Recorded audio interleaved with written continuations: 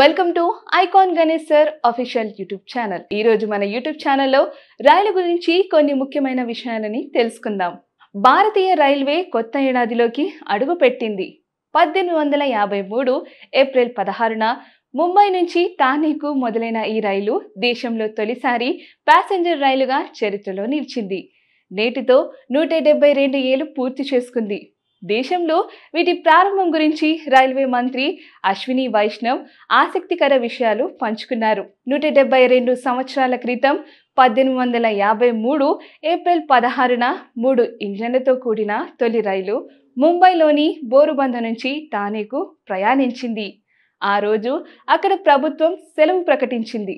మధ్యాహ్నం 3:35కి 14 కోచ్లతో కూడిన రైలు ముంబైలోని బోరుబందర్ నుండి థానేకు ప్రయాణించింది. 21 తుపాకీలతో సెల్యూట్ చేశారు. ఆహ్వానం ఉన్న 400 మంది అందులో ప్రయాణించారు. సింధ్, సుల్తాన్ సాహెబ్ పేర్లతో కలిగిన 3 ఇంజన్లతో రైలు ప్రారంభమైంది. 34 కిలోమీటర్ల దూరాన్ని 1 గంట 15 నిమిషాల్లో చేరుకుంది.